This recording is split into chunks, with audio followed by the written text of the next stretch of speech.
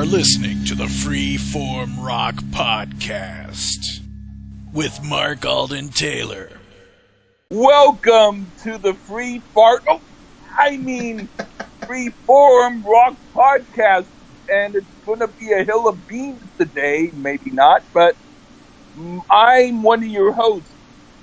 We first man, or Lee Gerstmann, with Muck Alvin Tractor. Mark Alden Taylor. How are you doing, Mark? I'm doing great. My football team just won a freaking heart attack game. Fucking Niners, man. Okay, now we're done with football. Wow, I guess that's gonna make up for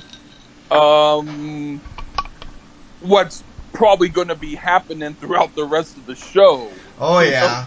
Yeah. We're finally doing a Grateful Dead album. I might have to scream. I might blow out my voice before the show's over, but maybe not. I'm kind of drinking and I'm happy, so as far as I'm concerned, you can say nothing wrong so far. That's funny. Yeah, I didn't think we'd ever do this podcast, but I made you do Pantera, so I said, come on, Lee, let's do this. You know, yeah. Maybe if you would have picked one that Bob Weir sang more, I would have liked it more. Spoiler alert, but we'll see. Yeah, well, there's something that I'll mention. Maybe not right now, but yeah, okay, I'll mention it right now. Supposedly Bob Weir hated this album. Oh wow. There are a few albums that the Grateful Dead have done. Like I won't get into a big whole history of their albums, but they might have done an album, and after it came out, one guy said, I don't like the mix on it. So then they had to remix it, and then someone else might not like another one. So if you ever see, like, remastered, remixed versions of Grateful Dead albums, that's because after it's done, one guy might went, no, I don't like it. Yeah. So even they sometimes would agree with you on them. Cool. Yeah, so... not cool, but anyway. There's like a joke going around for years. It's like when the Grateful Dead fans got off acid, they go, what the fuck are we listening to? Yeah, before we begin, let me just ask you, is it just because they represent the hippie image? Is that why? Is it because they're supposedly Democrats? Is that your reason for not liking them? Well, I like Bruce Springsteen. He's a Democrat. I like frickin' Bono, and he's a liberal.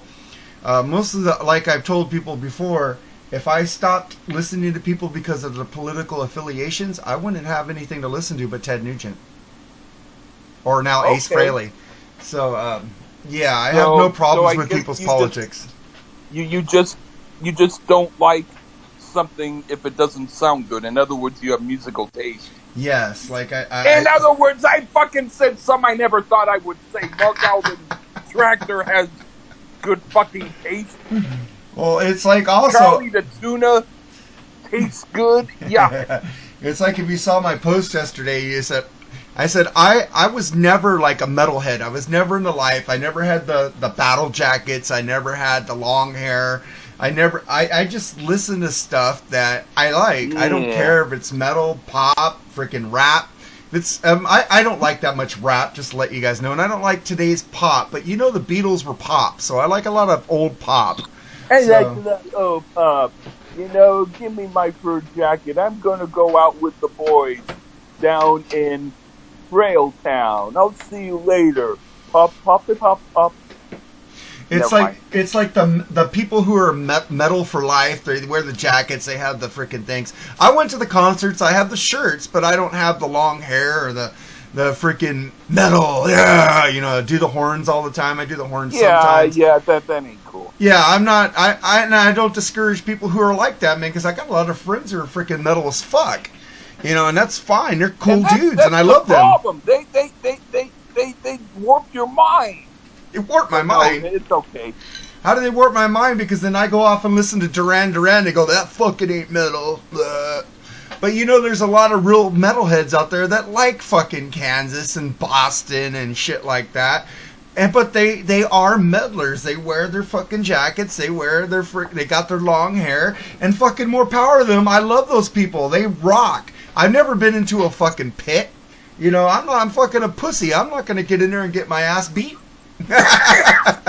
Yeah, you just never met the right people who wear bandanas on their head and chew cow hay. And now that I'm older, I go to fucking concerts. Fucking people sit down so I can keep sitting down because my knee fucking hurts. Well, let's just say, depending upon what you think of this album, I might decide later to pick an album later that would make you go back to the Grateful Dead and say, "Mommy, help me." You already did that with, what is it, Fair? Yeah, okay, all right. How do you say the name again? Fairport Convention. Yeah. It's now no longer a bleeding wound. It's now just a very irritating scab when you say it. I pick at it all the time. Yeah. Come here, Lee. Let me pick that scab for you again. Yeah. Yeah, we're doing the Grateful Dead album. It's called From the Mars Hotel. Yeah. And this is the 7th. But before we get into that, we have your Lee song, and you had a co-write on this one. Who was your co-writer? Dennis Desmet. He thought of the idea for the song and some of the words and stuff, and so I, wrote the song with him. You write the songs that make the whole world sing. Don't do that fucking stupid ass Barry Manilow shit. I hate Barry Manilow. I just like the fuck. Okay, that'll make up for anything you say about this album. All right.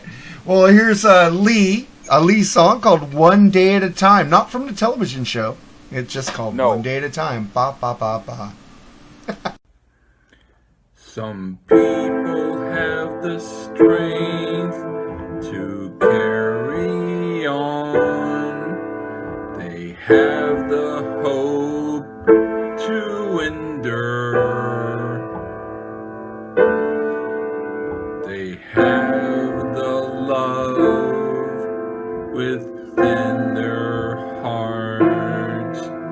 Addiction to what's not pure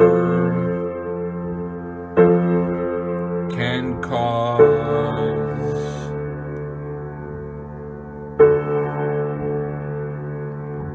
problems.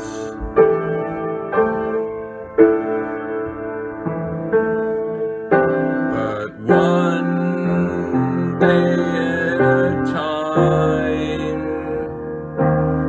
will help for you, my friend.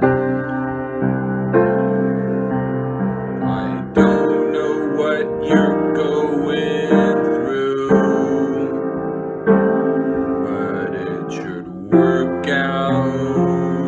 I can defend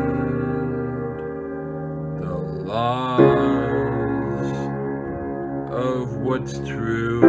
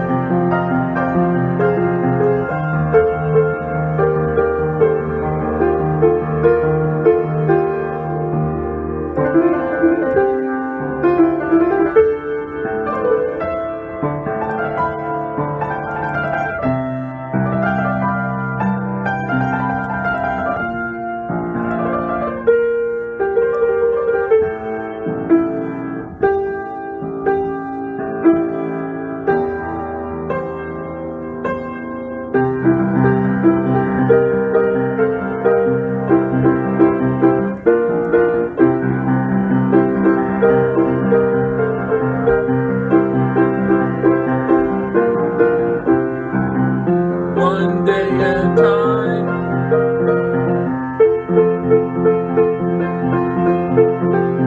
One day at a time.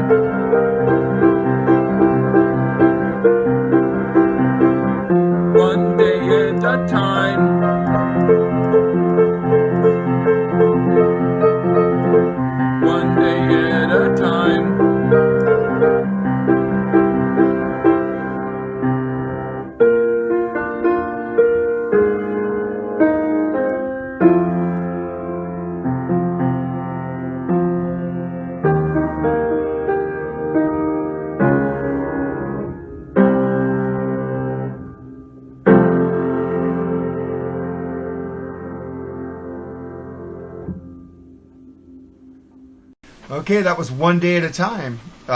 Cool song, Lee. Why'd you write that one? Why'd you co-write? Well, it's because well, it was on a day I was getting ideas for songs from friends, and he suggested doing one about people with addictions and needing to, come to terms with their addictions and to get healed and to feel better and to do things one day at a time. And I thought that was a cool idea for a song, so I did my best with it. Cool, man. And now, let's get into this album. Let's get into this album from the Mars Hotel. I'll be screaming and you'll be laughing. I'll be laughing. It's the seventh. I won't be. It's a I'll seventh. be It's a seventh studio album by the Grateful Dead. It is mainly recorded in April 1974 and originally released June 27, 1974.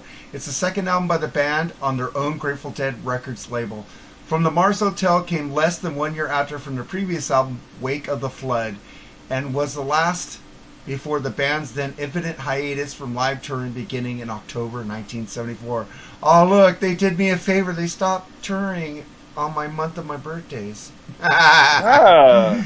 This is the Grateful Dead returned to the studio at the end of March 1974, having readied another batch of songs. The majority were composed by lead guitarist Jerry Garcia and lyricist Robert Hunter, and featured Garcia's vocals. However, Pride of Cucamonga and Unbroken Chain were both written and sung by bassist Phil Lesh with the assistance of poet Bobby Peterson. No wonder you like this. There's a poet on here. Yeah, and I'll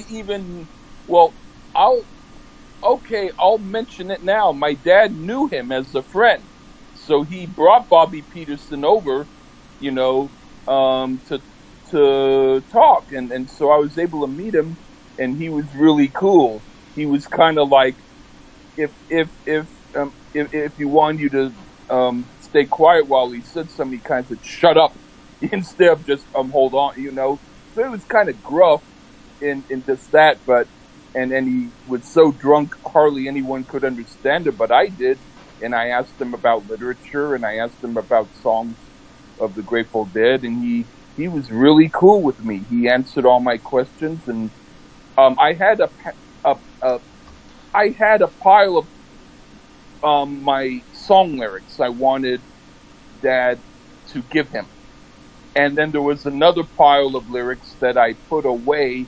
Because I said, this stuff is shit, and I don't want him to see it. And my dad saw that pile first and gave that to him. Oh, shit. It was like, what the fuck?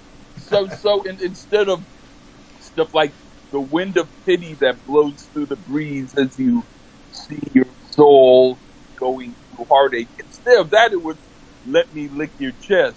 Let me bump the rest. Kind of like, God. Let me lick your chest, let me bump the rest. You should redo that song. That's a pretty funny lyric, though. Well, I'm kind of paraphrasing it. It was actually more gross and more weird or more whatever. But yeah, it's like, I mean, I did shit like that back then, too. I did really weird shit. But I also did some good stuff, and my dad, picked the wrong stuff, so I said, why the hell did you do that? He went, well, that was the one that was closest to me. I went, damn it. So, anyway, whatever. All right, and then that was the only songs that Phil Lesh sang on a studio album till 1985. And rhythm guitarist Bob Weir contributed Money with writing partner John Perry Barlow, and the band chose to return to Coast Recorders on Folsom Street in San Francisco, where they had recorded The Golden Road to Unlimited Devotion. That was from their first album. As a single from their first album in 1967. The studio had since been purchased by CBS Studios and refurbished. They produced the album themselves with engineer Roy Siegel. According to Siegel, Garcia liked the room because it had more of a live sound than the record plant. Where the band had recorded the previous album, Garcia had played in CBS Studios earlier in the year with Art Funkel during the sessions for Angel Clare. All right, let's get into this album now. And this was released on July 27, 1974. It comes in at 37.26. And it's considered by many, including me, to be their best studio album. Really? Hey, I'm going to have a confession. I do like 3 Grateful Dead songs. I like Casey Jones. Okay, that's not one of their best, but it's okay. I like it. I like Touch of Grey. That's good. And I like Hell in a Bucket. That's cool. Okay, that's 3 songs I like by them. I don't know if I like any more. But wait, didn't they pick the album with those songs? Didn't they do Truckin'? Yeah. Okay, I should have picked the album In the Dark. You probably would have liked that one. I like Truckin', and I especially like it when Tesla did. I don't like it when that other group does it. Shut up. Tesla rules, man. Shut up. Damn it! You're like the dog. I say stay, and instead you poop. It's and then the wife says, "Remember, when you say stay, the dog thinks you mean poop." Well, it's like, when you tell a dog to stop barking, they go, and they keep going a little bit, and then they stop, but they have to get that last bark out. That was just me. You're a dog. You're a dog I want to leave outside while you say Grateful Dead sucks, and I finally say, God damn it, and I leave the house, and you go, I got you out in the cold. Well, let's get to the first track called U.S. Blues. What'd you think about this one? Oh, this is a cool song. This probably would have been one of my other picks, but it's like, for Grateful Dead fans, it's probably the most obvious song, but I mean, it would have been my 4th pick. It's a good bluesy stuff. I mean, I have to admit that not always did Jerry Garcia write good kind of swing and blues songs, but once in a while he did good, and on this album he really picked up the pace. I'm not saying I love his voice, but the actual song itself with the piano and the cool vibe, when you hear a first Grateful Dead song on an album and it sounds like this, the album's going to be pretty damn good. Yeah. Well, you know what? I have to agree with you on this song. It's got a cool boogie woogie. I love the piano, and it's got a catchy rhythm. I was going, oh shit, this album might be good. I might be eating some crow with Lee today, but I was like, okay, let's get into the next song and see what happens. So we got into the next song, and it's called China Doll. What'd you think of this one? All right, well, a friend of mine named Regan, who died unfortunately in not a very good way, in a situation that was kind of a bummer. But he was a disc jockey, and I knew him, and he told me that China Doll, the words were about like someone who Jerry Garcia knew who might have took their own life, and so it's kind of like a very tragic song for him, and so it was supposed to be very powerful word-wise. So it's filled with emotion. It's not what I would call the best song on the album. To me, I don't know if you know or thought of this, but sandwich songs. Like if there's a really great first song and there's a really great third song, there might be a song in between which is like a sandwich song. Like, okay, before we get to the really great song next, we're going to put the slow song in between to kind of get you, to change the mood. But I don't dislike it. It's just, it wouldn't be on my playlist of best songs. But I mean, there are other songs that are even worse. I'll say, in context with this album, I can listen to it, but I would skip it if I was listening to the album way too much. Yeah, this is what I thought. Yeah. Let me get ready for this. Boring. Boring. Yeah. Boring. Can't stand Garcia's voice. The song does nothing for me. Pink Floyd does it better. Just goes on and on and on, and it's only fucking how many minutes is this song? It's like 4 minutes and 9 minutes. 4 minutes and 9 seconds, and it sounds like it went on for 10. Yeah, it was You know what? Oh, go on.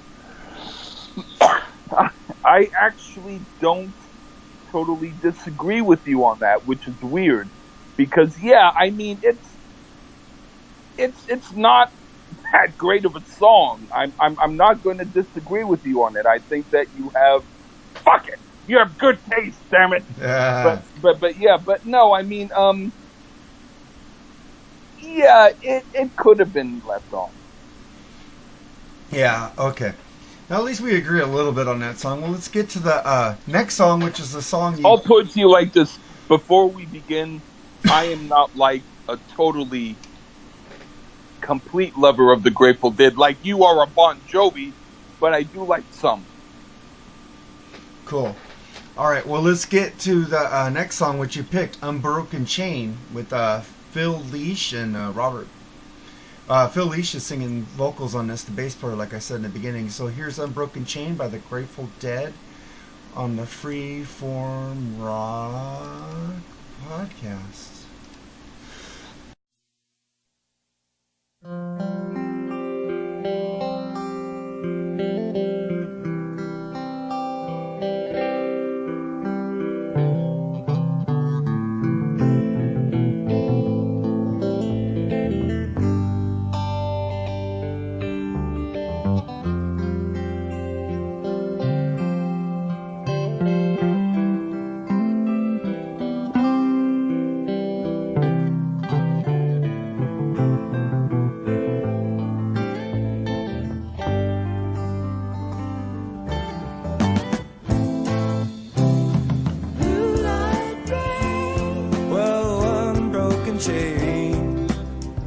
Looking for familiar faces in an empty window pane. Listening for the secret, searching for the sound. But I could only hear the preacher and the baying of his hounds.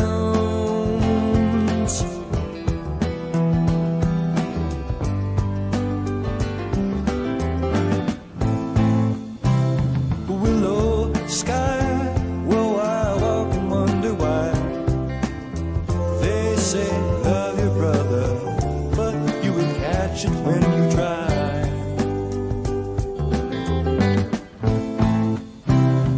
Roll you down the line, boy, drop you for a loss. Ride you out on the cold railroad and nail you to a cross.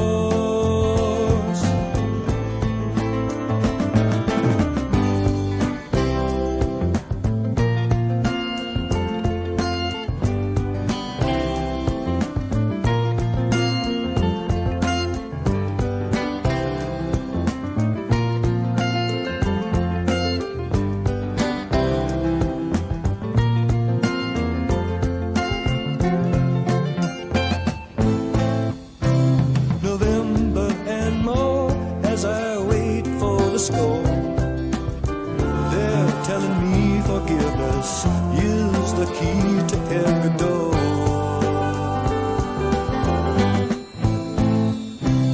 A slow winter day and that lag forever seemed like a storm, flowed like a feather.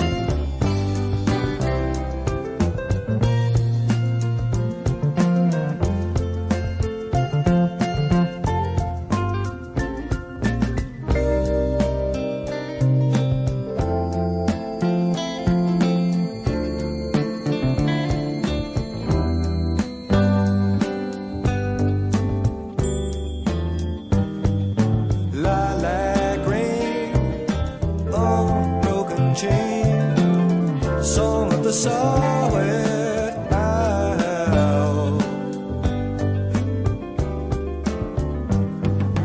Out on the mountain, it'll drive you insane.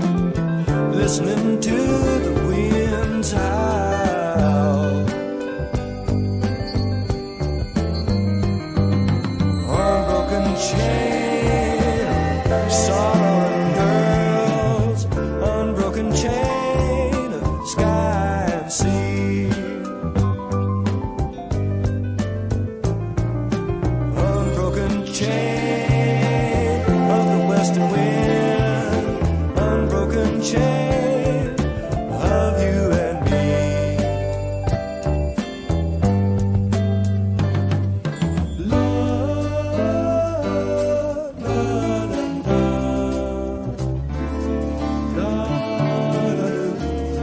La, la, la, la, la, la, la, la, la.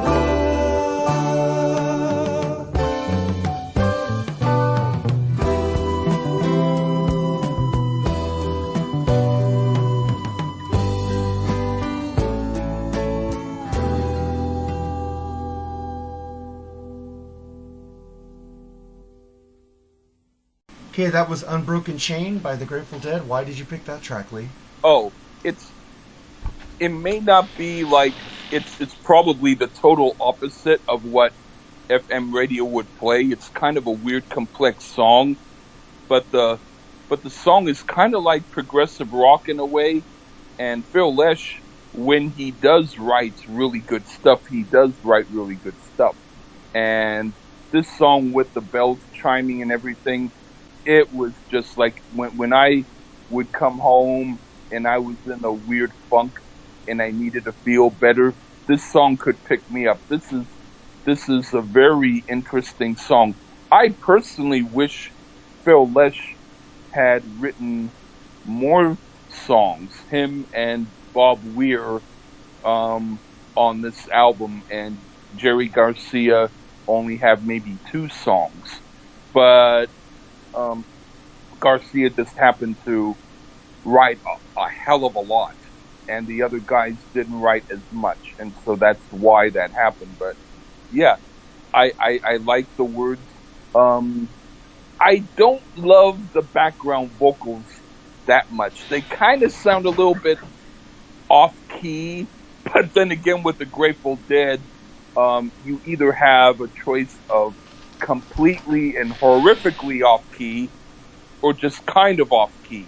So I will take kind of off key more than the other, but I like it. I think it's a good song. Well, this is what I think. I said every song so far sounds the same, drum beat and the piano. I like a little bit of this, but it's boring, no musical changes. But wait, you get into a killer break and they jam. But overall boring, and it sounds like adult contemporary and a bit long. Okay, I know which John Tesh album we'll do next week, or the week after. That's not rock, so we can't do it. If I get on your case enough and text you horrifically, you'll do it. I'm kidding. All right, but I'm not even me. I'm just letting you know because you called me out for not listening to complete songs. I've listened to every minute of this album for you, so that's how I knew. I as I wrote that, and then all of a sudden the break came in. He started jamming, and it was cool, and that's the only part I liked. That was about it. And then we know what? I'll accept that. You know, it's like a guy who irritates only half the fuck out of someone, so he only half tries to punch him. Kind of like that. All right, well, let's get into the last track off side 1, which is Loose Lucy. What do you think about this one? That one's pretty fucking good, you know, that one. I mean, I think that they could have had a different vocalist for it, but in truth, this is probably one of Jerry Garcia's most funky songs that he's done, and I dig it. All right, this is what I think about it. Garcia's voice is yuck. Music is all over the place, same rhythm throughout this album. So far, this is a jam band that does not jam. What is this? Gospel and jazz? It sounds like gospel and jazz on this song. Huh. Yeah, it's kind of gospel-y and jazzy. I thought this was a jam band. You know, I heard the Black Crowes imitate the Grateful Dead, and they do it better. You know what? I'm drunk enough. I'm not really that upset at what you say. I'm thinking, I give you credit for thinking of this stuff. You might not be as musically stupid as I thought you were. You might actually dislike Bon Jovi more than I thought you did. And you're just pretending. I'm really hoping that's so. New. Oh, let's flip this bitch over and get to Scarlet Begonias, which is the second track you picked off this album. Yeah. So here's Scarlet Begonias by the Grateful Dead on the Freeform Rock Podcast.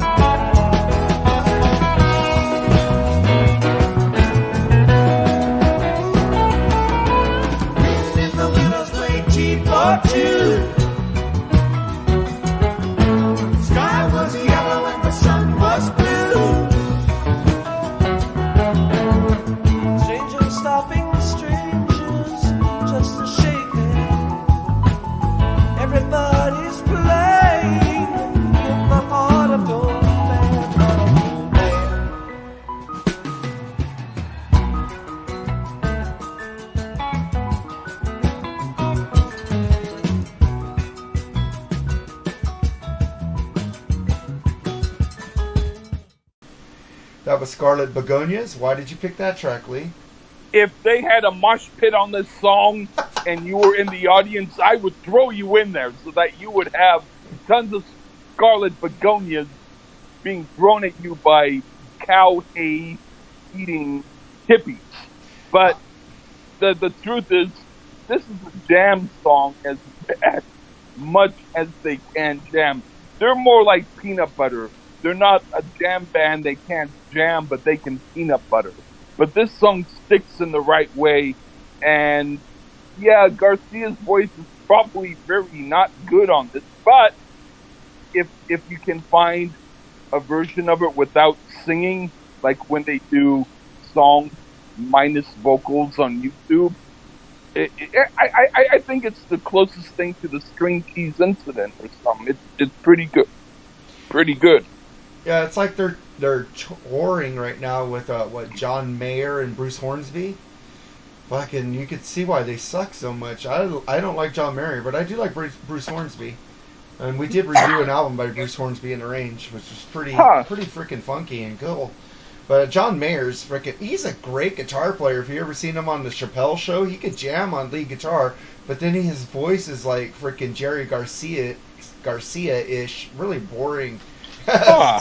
So you don't like your body is a wonderland. Oh fuck! Hey, no. I think I did that on tune. You can put that on repeat. Hey, you should play it while your wife comes home, and she'll say, "Hey, Lee's really good," and you say, "Yeah, I took 2 seconds and repeated it." You should make a song recorded in that tone tonight for next week's podcast. I will for you. Yay! And this is what I thought about Garcia's voice is so nasally and whiny, hard to listen to this. And I like the end. I don't like the end where the woman is moaning. Oh, like it's like Pink Floyd, Dark Side of the Moon. Ooh, ah! I go, what the fuck is that shit? She just ends with that woman just singing out of freaking. It doesn't make sense. What the fuck is that? Were they fucking really drugged out during the recording of this song? Let's put a woman like Pink Floyd did on Dark Side of the Moon. It worked for them. Let's see if we can do it. That's actually kind of true. You know, when the Grateful Dead did Europe 72, a 3-album set, there was someone named Betty Cantor who actually she owned the head shop in Fairfax. And so I saw her. I didn't talk to her, but George Harrison, she said to George Harrison, you should make All Things Must Pass a 3-album set. So the Grateful Dead actually said, let's get Betty Cantor on our team. And so she can suggest for us to do a 3-album set. You know, but it's like it's not like she told them to do it. It's like they thought, let's get the person who said this and use them. So they were copycats in that way. Yeah, but it made no sense. At least Pink Floyd's like, ooh, ah, made sense. At the end of this song, it's like, what the fuck did that come from? It's like, damn. Yeah, it's not like, at least with me, when I go, ah, it goes, where'd that come from? It came from the fact that Lee hates this song. All right, well, let's get to the next track, which is sung by Phil Lesh, called Pride of Cucamonga. And it's not Rancho Cucamonga, because this song ain't no prideful here. I live in Rancho Cucamonga, and I take this song as an offense. But I'll get into my review later. Well, maybe not. I just read my review. So what did you think about this one, Lee? Oh, it's kind of too countryish for me. I don't hate it. I can dig it, but to me, Unbroken Chain is the really good one, and Pride of Cucamonga was, we could leave it off. All right. Well, you know what? I didn't like this song that much, but I like the vocal tone. Phil Lesh sang pretty cool. I thought it was Jerry Garcia, so I thought he actually learned how to sing on this song. I love. No, that you never think that. I love the break, but still not my type of music. Yeah. They are good So far, musicians. They do play. So It's just, far, we've been agreeing on everything. Right on, man. it's just like when Garcia opens his mouth, I just fucking shut up. But It's like when he opens his mouth, you say, "Do I really need this $100 beluga caviar that I ate, or do I put it in his mouth and keep him from talking?" Okay, open up, Jerry. Here comes a spoon. But he did sing good on Trucking and Touch of Grey and another song I like that he sang, and then Bob Weir sang Hell in a Bucket. Yeah. Well, let's get to a Bob Weir song next, in which you picked Money Money. So here's Money Money on the Freeform Rock Podcast.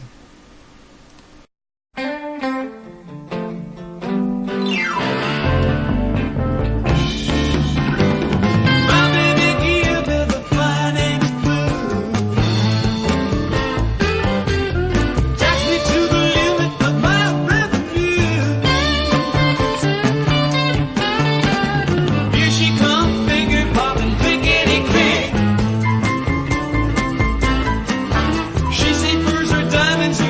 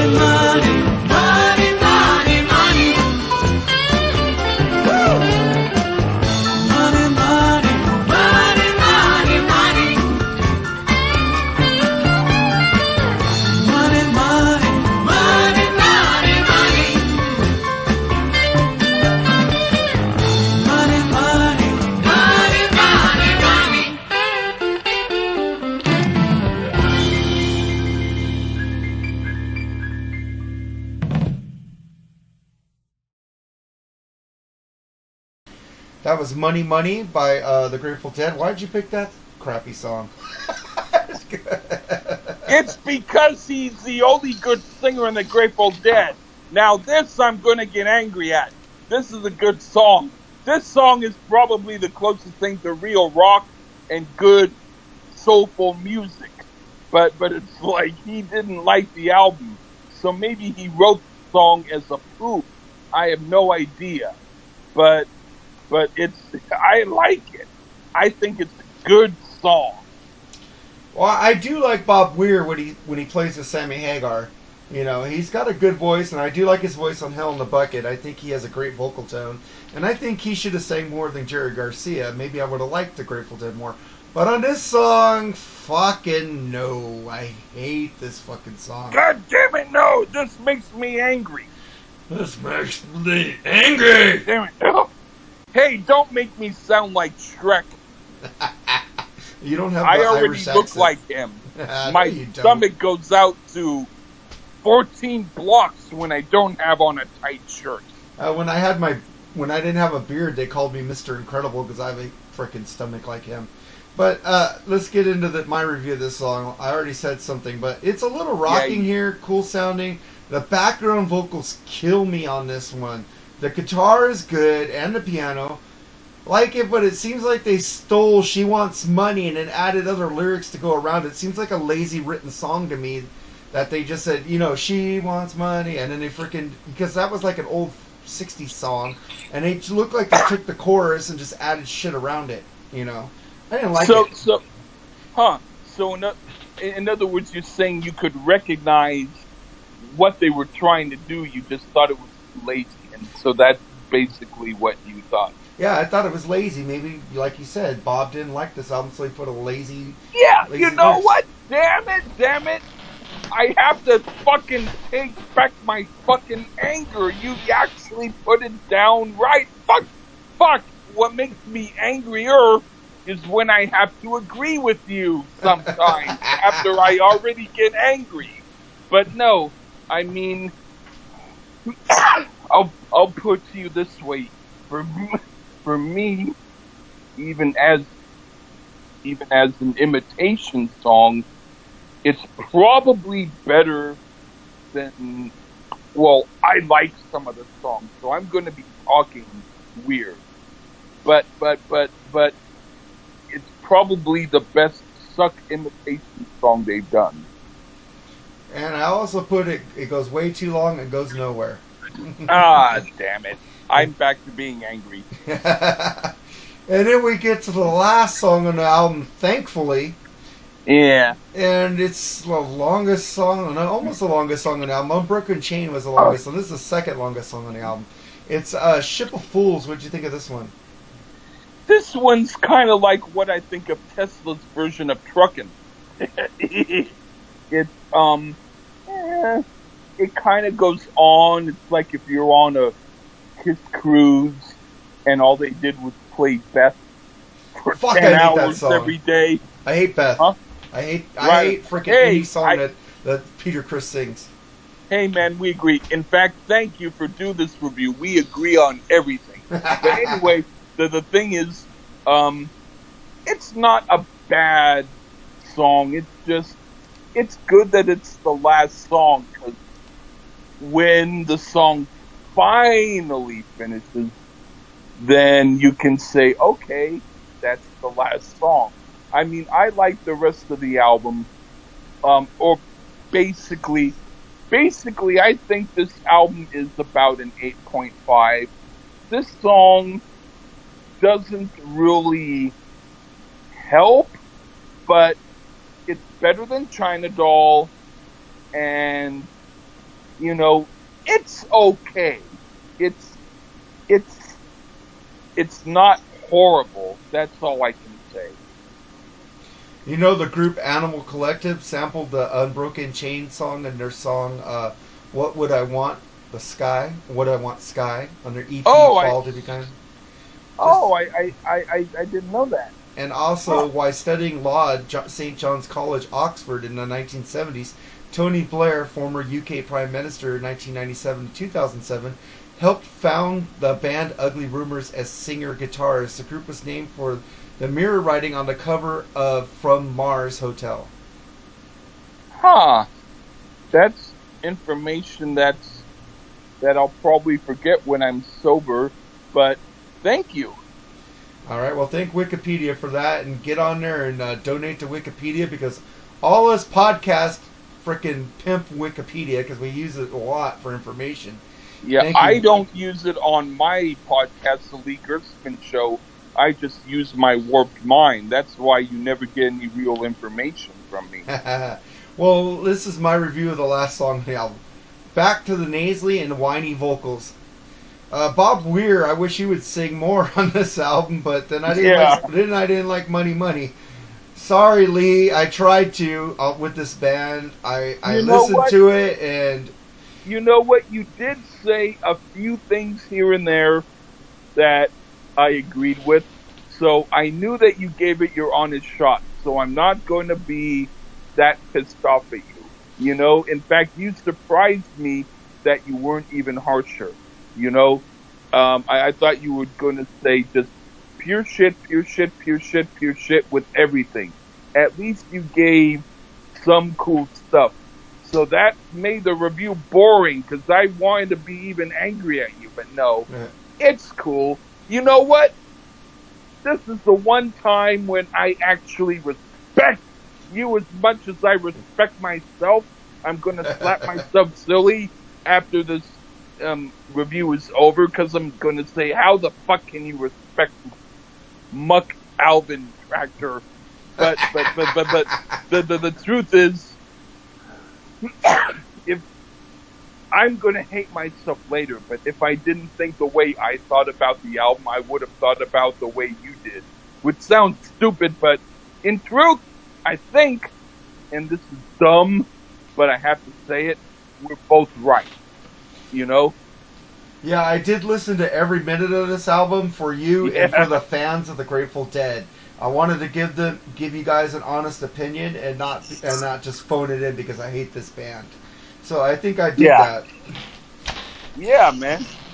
And it makes me think that I wish I found another album, but then after that, if I found the album that you liked the best, I would probably be digging myself in a hole. You know? Yeah. There is no... As far as I'm concerned,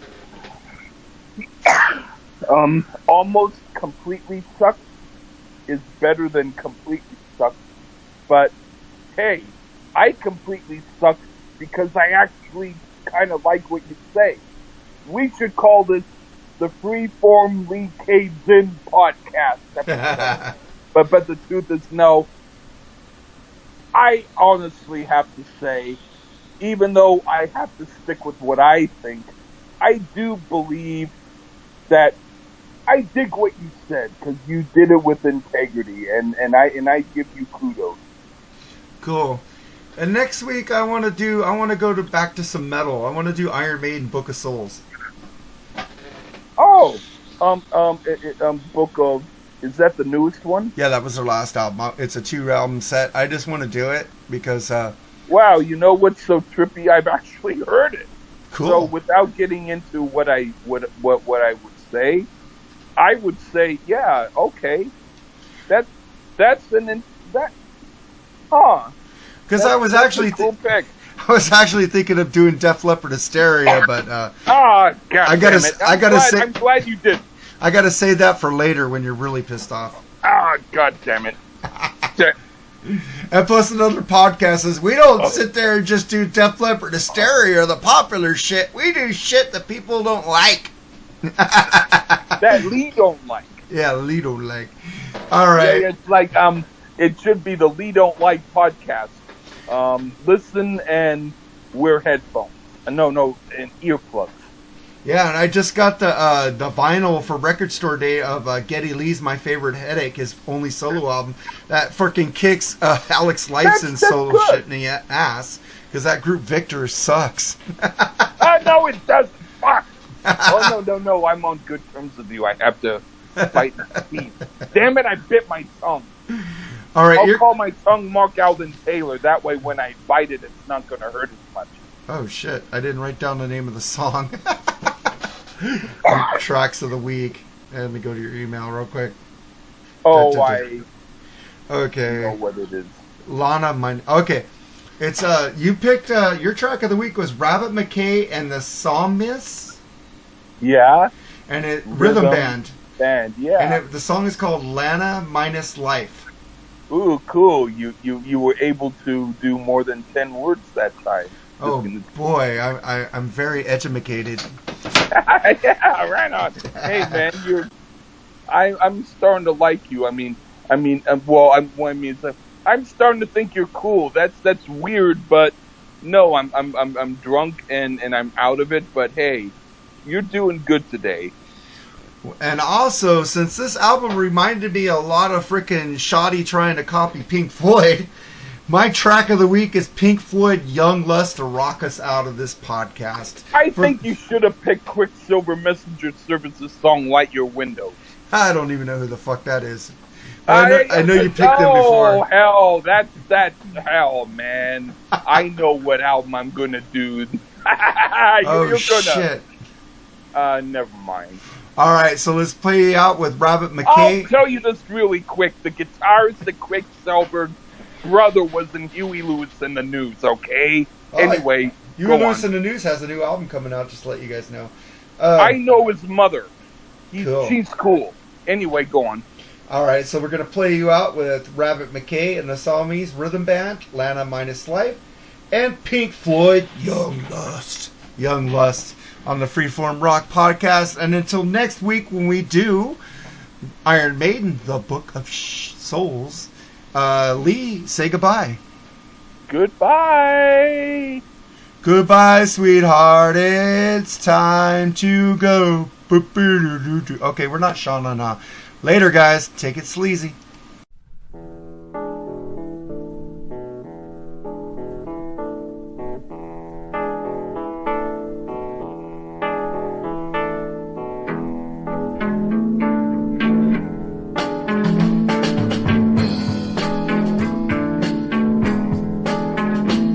As we laid upon the grassy hill, it underlooked a nightly average sky.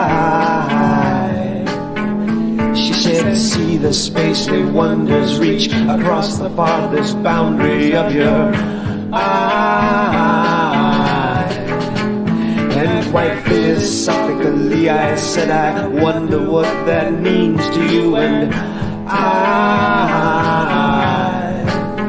She said, love me while you can, because one of us will be going by and by. But I'd heard before these words before my mind could not express their deepest thought. And her eyes could not relay to me the message there with which she fought. And I loved her as in anyone. She could have been a fish I caught. Now the time has traveled quickly. There's a lesson I am surely taught.